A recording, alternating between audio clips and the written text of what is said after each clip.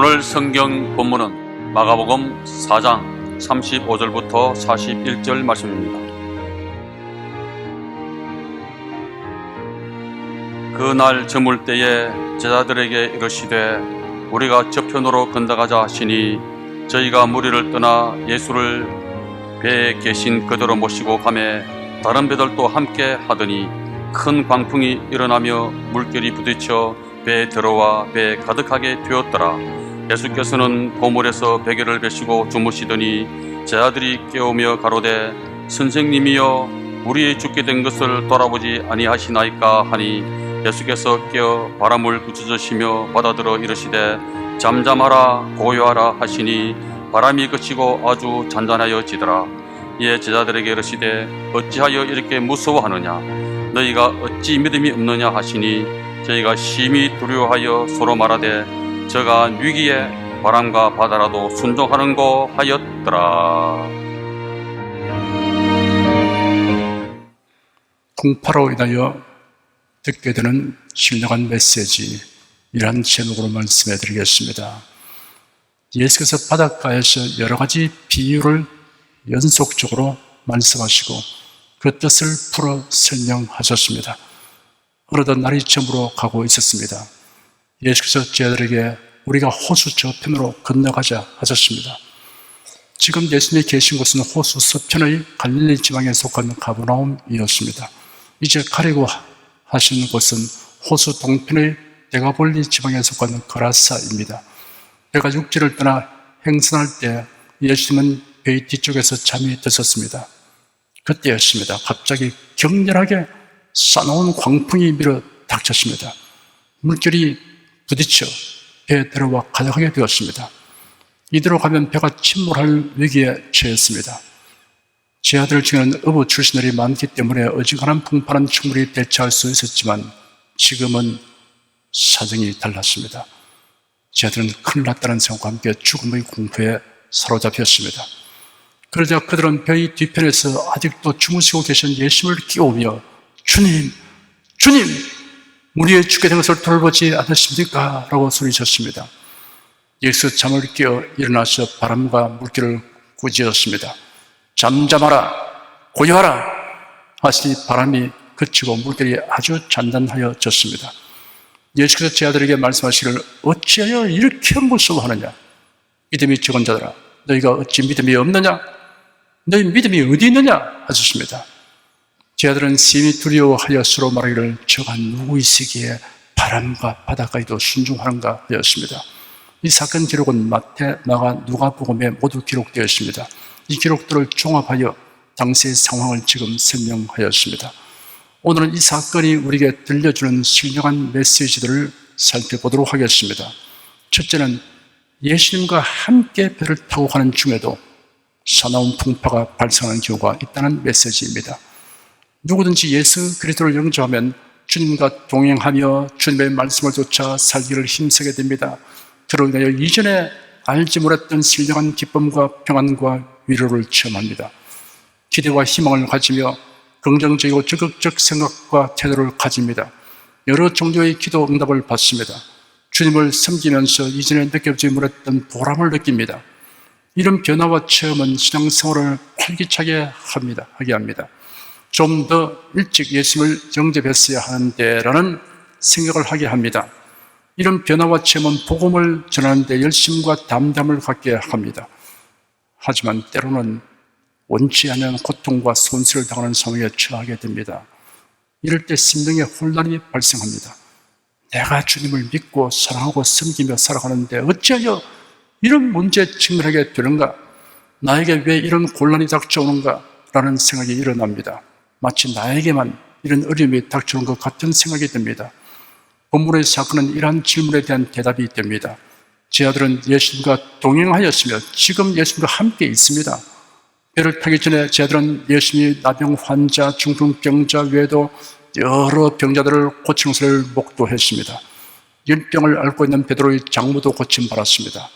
그들은 예수께서 말씀하는 여러 가지 비유를 들었습니다. 씨 뿌리는 자 비유, 등잔대 위의 등불 비유, 알지 못하게 자라는 씨에 대한 비유, 겨다시 비유를 들었습니다. 다른 누구에게서도 들어보지 못한 놀라운 지식과 지혜의 말씀이었습니다. 그래야 그들의 마음은 즐거웠습니다. 이제 호수를 건너가면 예수님이 거기서도 기사와 이적을 행하실 것이고 병든 자를 고치며 은혜로운 말씀들을 하실 것이라고 예상하는 제자들의 마음에는 기대감이 가득하였습니다. 그런데 뜻밖의 광풍이 불기 시작하였습니다. 배는 이제 편주되어 파도에 밀려 위로 높이 올랐다가 곤두박질 하듯이 파도의 골짜기로 내려갔습니다. 이 지경에는 독과 노가 아무 쓸모 없습니다. 제 아들은 배가 침몰할지도 모른다는 위기의식을 느꼈습니다. 제 아들은 지금 예수님과 함께 배를 타고 호수를 건너가고 있습니다. 그런데도 무서운 풍파를 만나서 고투하게 되었습니다. 누구나 항상 순풍에 돛단 배처럼 인생을 살아가기를 원합니다. 이를 기대합니다. 그러나 이런 기대대로만 되지 않는다는 것을 알아야 합니다. 핍박, 환난, 고통, 곤란, 문제가 전혀 없는 분이 있다면 그분은 벌써 세상을 떠나 천국에 들어온 것입니다. 여러분에게 고통과 곤란이 있거든 이상한 일을 당하는 것처럼 여기지 말고 아직 내가 세상에서 살고 있구나라고 생각하십시오. 세상에서는 너희가 환난을 당한다. 그러나 담대하라 라고 말씀하신 분이 예수님이십니다. 둘째는 주님의 뜻대로 살아가는 중에 풍파를 만나게 되면 두려워하거나 너무 염려하지 말고 강하고 담대하게 대처하라는 메시지입니다. 우리가 경험하게 되는 풍파를 크게 둘로 나눌 수 있습니다. 그 중에 하나는 하나님의 뜻을 거역함으로 다가오는 풍파입니다. 선지자 요나가 욥바 항구에 정박한 배에 승선하였습니다. 다시스로 가는 배였습니다. 운항하기 좋은 날씨여서 배가 출항했습니다. 그런데 배가 바다 가운데로 들었을 때 갑자기 날씨가 돌변하면서 거센 풍파가 일어났습니다. 선원들이 전력을 다하고 온갖 방법을 동원해도 풍파를 이겨낼 수 없는 징이 되었습니다. 그러자 선원들은 이 풍파는 예사로운 것이 아니고 신의 노여움을 사게 된 사람으로 인한 것이다 라는 판단을 하였습니다. 그래서 제비를 뽑으니 선지자 요나가 걸렸습니다. 요나는 선원들에게 자신을 바다에 던지라고 하였습니다. 선원들은 차마 그럴 수 없었어. 배를 육지로 되돌리려고 애썼으나 소용이 없었습니다. 선원들은 부득이 요나를 바다에 던졌습니다. 바다에 던진 요나를 큰 물고기가 삼켰습니다. 이 물고기는 하나님이 예비하신 것입니다. 요나는 물고기 뱃속에서 다 형언할 수 없는 고난을 겪었습니다. 물고기의 위장이 그를 쥐어짜고 이상한 냄새가 나는 소화액이 그에게 쏟아졌습니다. 그러나 공간이 넓고 공기가 있어서 숨을 쉴 수 있으니 천만다행이었습니다. 물고기는 물고기대로 고통하였습니다. 무엇을 삼켰는지 도무지 소화가 되지 않으니 이를 소화시키려고 몸부림치며 바다 밑 산뿌리까지 내려가 보았으나 허사였습니다. 선지자 요나가 이런 고난을 당하게 된 원인이 있습니다. 요나는 이를 알고 있었습니다. 하나님께서 요나에게 명령하시기를 너는 일어나 적한 성읍 니느웨로 가서 그 성읍을 향하여 외쳐라. 그 악독이 내 앞에까지 올라왔기 때문이다 하였습니다. 그런데 선지자 요나는 하나님의 지시를 불순종하고 도피길에 올랐던 것입니다. 그는 나름대로 자기 합리화를 하였습니다. 아수르 제국의 수도 니느웨로 가서 경고의 메시지를 외친다는 것은 몹시 부담스러운 일이었습니다. 아수르 사람들은 그들이 정복한 나라 사람들을 잔인하고 야만적으로 다루었습니다. 이러한 나라의 수도 니느웨로 가서 저 부악한 사람들에게 경고의 메시지를 선포하려면 신변의 위험을 무릅써야 합니다.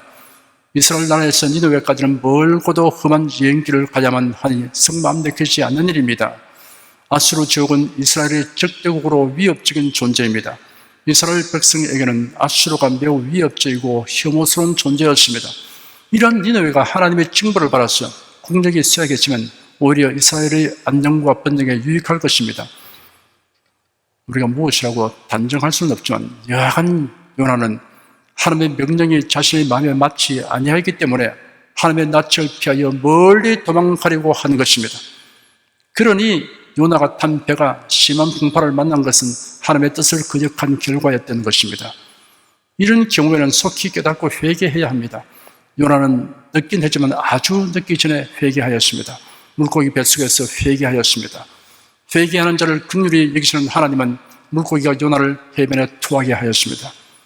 다른 하나의 풍파는 하나님의 뜻대로 행하는 자에게 다가오는 풍파입니다. 예수님의 제자들이 당한 풍파가 이러한 것입니다.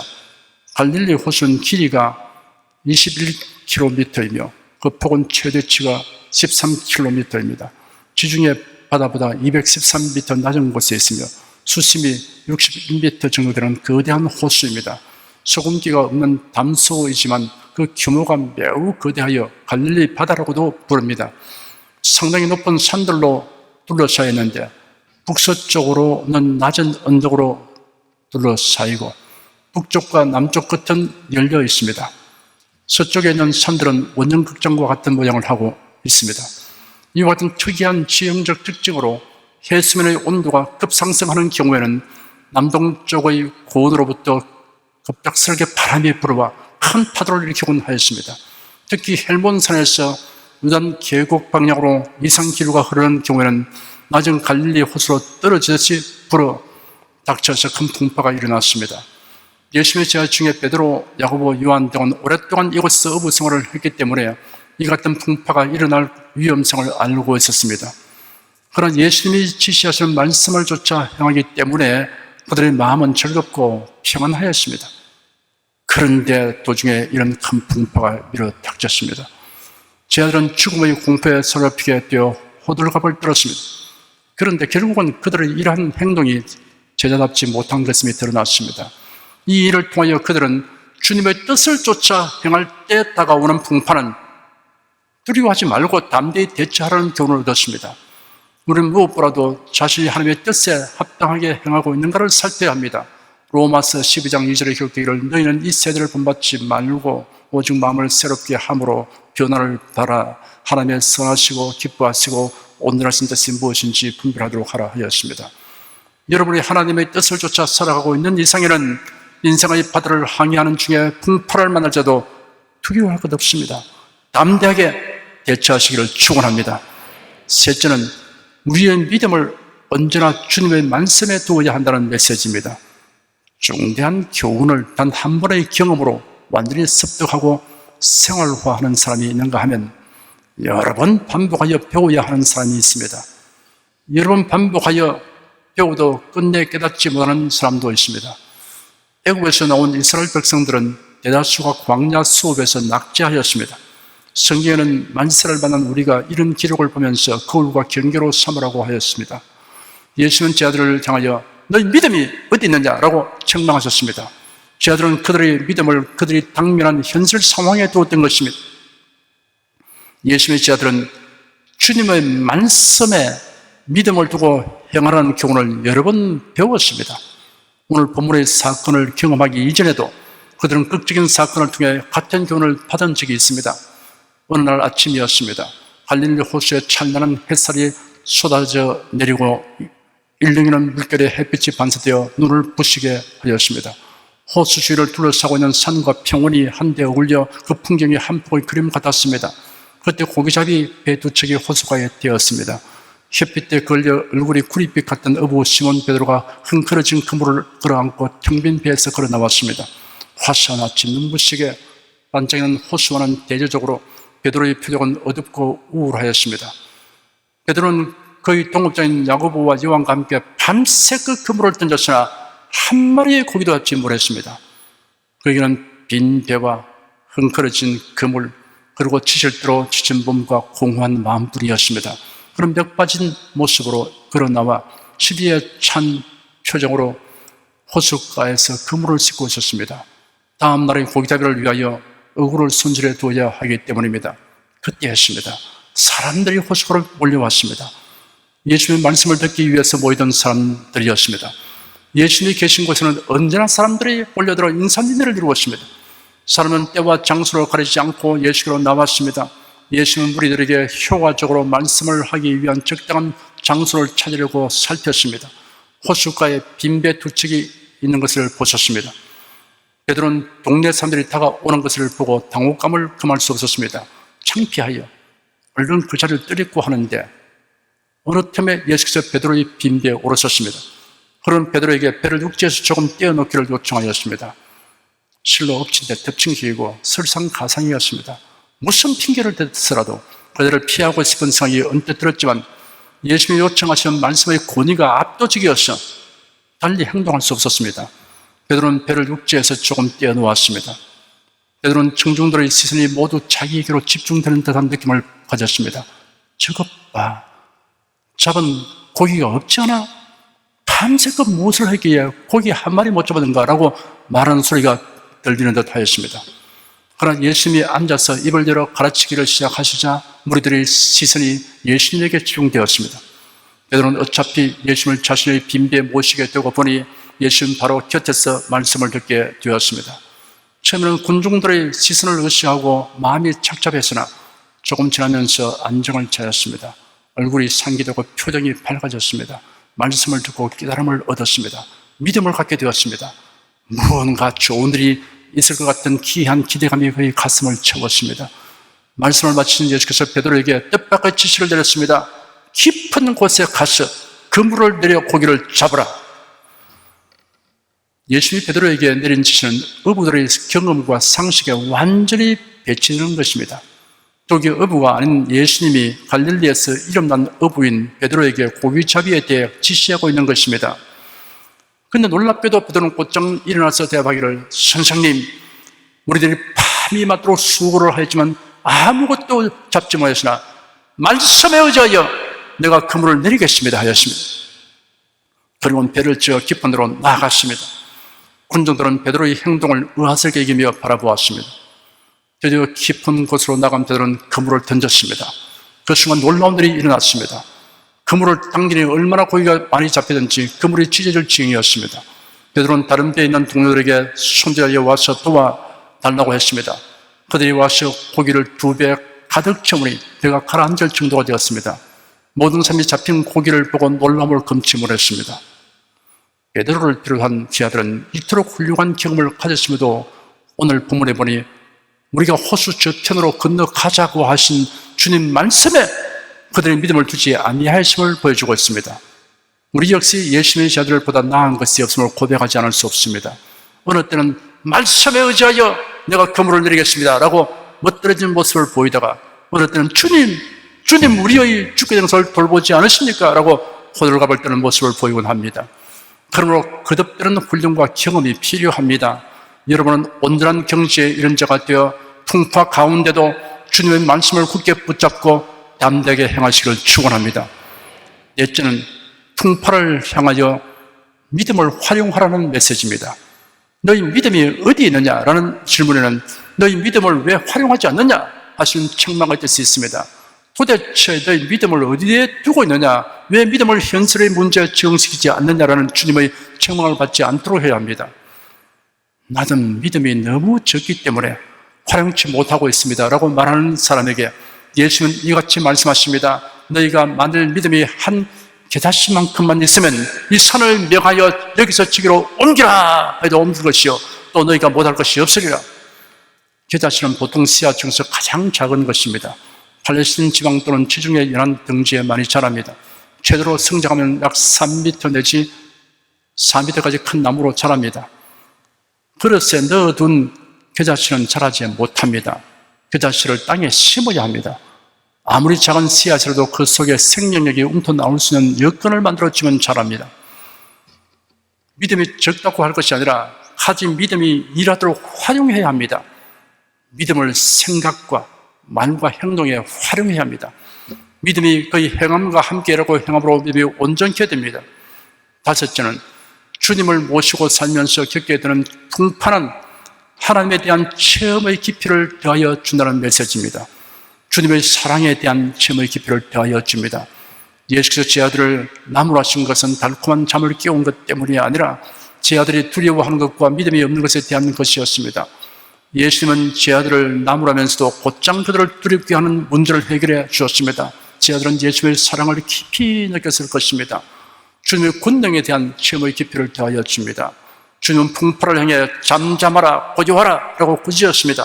그러자 그 엄청난 광풍 노도가 아주 잔잔해졌습니다. 아주 잔잔해졌다는 말은 바람과 파도가 점차로 찾아든 것이 아니라 즉시에 완전히 잔잔했다는 뜻입니다. 하나님의 권능이 아니면 이렇게 될 수 없다는 사실을 확실하게 보여주는 광경입니다. 제 아들은 그들을 놀라게 한 풍파로 인해 오히려 이런 광경을 목도할 수 있게 되었습니다. 그래요, 제 아들은 저가 누구시기에 바람과 바다까지도 순종하는가 하였습니다. 이런 감탄에서 우러나온 표현입니다. 그들은 주님의 권능을 또 깊이 체험하였습니다. 주님의 뜻은 반드시 성취된다는 사실에 대한 체험의 깊이를 더하게 하여 줍니다. 예수께서 제 아들에게 우리가 저 편으로 건너가자 하신 말씀은 주님의 의도를 표명하는 것입니다. 주님의 의도는 광풍노도가 좌절시키지 못합니다. 그 무엇으로도 좌절시키지 못합니다. 어떤 이들은 예수께서 겟세마네 동산에서 대상이 보낸 무리에게 체포된 것을 가리켜 주님의 뜻이 좌절된 것이라고 합니다. 이는 이단들의 가르침입니다. 오히려 주님의 뜻을 이루시기 위한 것입니다. 죄인을 구수하려는 주님의 뜻을 이루시기 위한 것입니다. 가룟 유다가 군대와 대상들과 바리새인들에게서 얻은 하인들을 데리고 횃불과 등과 무기를 가지고 오는 것을 예수님이 보셨습니다. 예수께서 자신에게 닥칠 일을 다 아시고 그들을 향해 나아가서 너희가 누구를 찾느냐라고 질문하셨습니다. 그들이 대답하기를 나사렛 예수라 하니 예수께서 내가 곧 그다 하셨습니다. 예수께서 그들에게 내가 곧 그다라고 말씀하실 때 그들이 뒤로 물러나 땅에 엎드려졌습니다. 주님께서 자신을 나타내신 이 한마디에 장정들이 일제히 썩은 집단처럼 쓰러진 사실을 감안하면 그들이 주님의 뜻을 좌절시킬 수 없다는 사실이 확실하게 드러났습니다. 그리고 그들이 예수님의 뜻을 좌절시킨 것이 아니고 예수님이 약속하신 말씀대로 스스로 그들에게 체포되어 가신 것입니다. 시몬 베드로가 지니고 있던 금을 빼어서 대상의 종을 쳐서 그 오른편 귀를 베어버렸습니다. 예수께서 베드로에게 금을 집에 꽂아라. 아버지께서 내게 주신 잔을 내가 마시지 않겠느냐. 너희는 내가 내 아버지께 간청하여 12군단보다 많은 천사들을 당장 나에게 보내달라고 할 수 없는 줄로 생각하느냐. 그러나 그렇게 한다면 이런 일이 일어나야 한다고 한 성경이 어떻게 성취되겠느냐라고 말씀하셨습니다. 다른 예를 하나 더 살펴보겠습니다. 하나님께서 애굽에서 해방된 이스라엘 백성을 순탄한 대로로 인도하지 않으셨습니다. 모세에게 명하여 그들을 홍해 앞으로 인도하셨습니다. 그리고 광야길로 인도하셨습니다. 그렇게 하신 이유가 있습니다. 그들을 돌보시는 하나님의 사랑과 능력과 신실하심을 깊이 체험하도록 하기 위한 것입니다. 이스라엘 자손들이 홍해 앞에 이르러 더 이상 나아갈 수 없는 상황에 되었다는 정보를 입수한 애국 왕 바로가 변심하여 이스라엘 자손들을 서로 잡아오려고 특별 병거와 마병을 이끌고 달려왔습니다. 이스라엘 자손은 속수무책이 되었습니다. 사방으로 우겨싸이게 되었기 때문입니다. 그러나 하나님은 홍해 바닷길을 열어서 이스라엘 자손들이 건너게 하시고 추격하는 애국 군사들에게는 바닷물이 도로 합쳐 뒤덮게 하셔서 모두 수장되게 하셨습니다. 이스라엘 자손들은 더 이상 바로의 군대에게 추격당할 염려를 할 필요가 없게 되었습니다. 이로 인하여 이스라엘 자손들은 하나님의 자상하신 사랑과 위대하신 능력과 약속을 이루시는 신실하심을 깊이 체험하게 되었습니다. 이스라엘 자손들이 진행하는 광야에는 먹을 양식과 마실 물을 구할 수 없었습니다.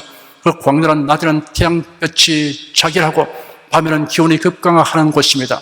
맹독성을 가진 불뱀이 서식하는 곳도 있습니다. 그런데 하나님은 구름 기둥과 불 기둥을 보내어 보호해 주셨으며 반석에서 물이 나게 하여 마시게 하셨으며 만나와 메추라기를 내려주어 일용할 양식에 부족함이 없게 하셨습니다. 이스라엘 자손들이 하나님을 원망할 때 하나님의 징벌로 불뱀이 그들을 물게 하신 경우 외에는 불뱀이 그들을 해치지 못하도록 조치하셨습니다.